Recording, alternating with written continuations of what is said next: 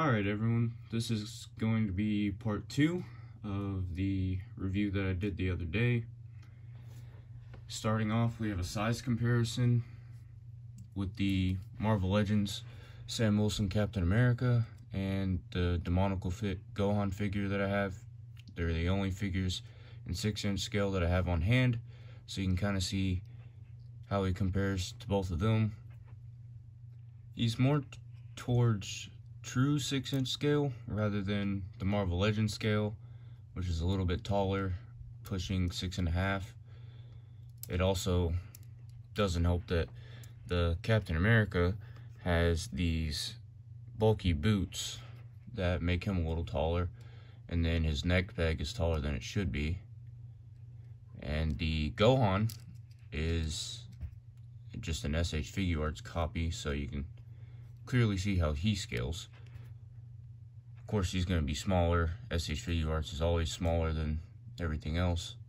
So I've moved the other two out of the frame, and now you can see sort of an alternate look for the action figure himself. So I can't really get him to stand because I'm on carpet, but this time I'm going to be posing him with the hood, and that way you can still see that the articulation is not really hindered by the hood or any of the straps or anything around his chest and shoulders. So the hands I haven't fixed, they're still really loose. I think it's just these though, like maybe the hole's too big, but the other hands seem to fit tighter whenever I tried to put them on filming the other video. And I can't really get these to go back in, so if it falls off, I'm probably just going to leave it off. But getting started, we have the head articulation, which can go, not really go up with the hood. I mean, it can just a little bit, can force it to go that high, and then you can push the hood up. And then you can push it down just as far as you can without the hood, but you can't really tell because of the hood. And it looks really nice with the hood on it. I feel like I'm going to display it with the hood on all the time. And then left and right, you can still go 360, but I don't feel like forcing it. So you can see not really any tilt. There's just a tiny bit. And then moving on to the arms, you can get the arms up, full T-pose. You can get them to swivel at the tricep right there. And then if I put that down, you can get the double bend at the elbow to go over about that far. So you can try to get him to cross his hands. I haven't tried before, but if I finessed it a little bit more, I'm sure I could get it perfectly. So then on top of that, there's no swivel at the wrist, but it's on a ball joint, so you get that. And then, of course, it fell off, but you can get it up that far, so probably about that far with the hand on. And then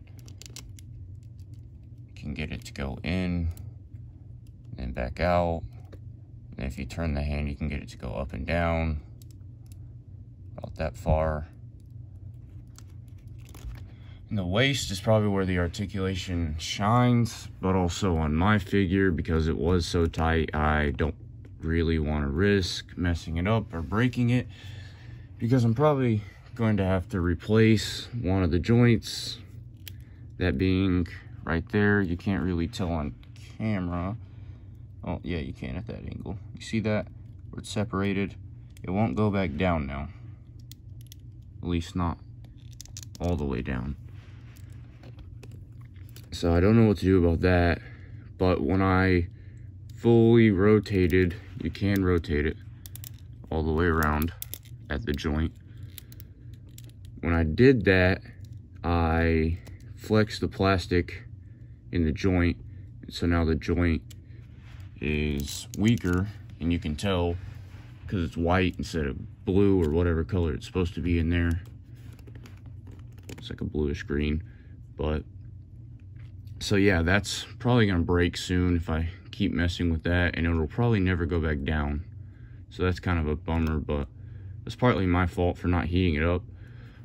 But getting back to the articulation, you can go down this far using one joint, and that's really all you can go unless you use the feet, or the legs I should say.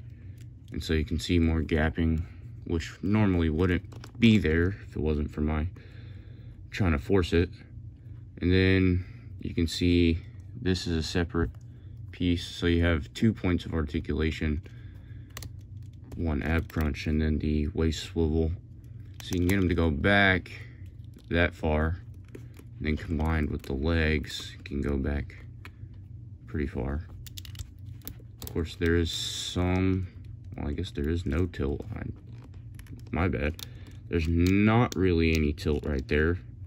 There's tilt coming from the swivel because of the joint being weakened, but wouldn't really call that articulation. So his legs go up that far.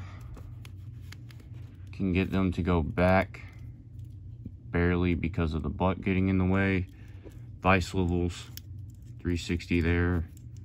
You can get the knees to go down to there, and then go down to there, and then combined you can get them to go up about that far, so he can't kick his own ass. And then you put him down. You can look at the calf cut, I guess is what it's called.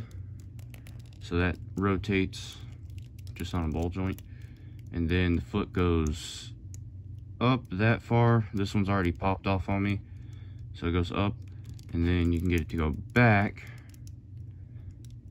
Well, of course it's gonna fall off again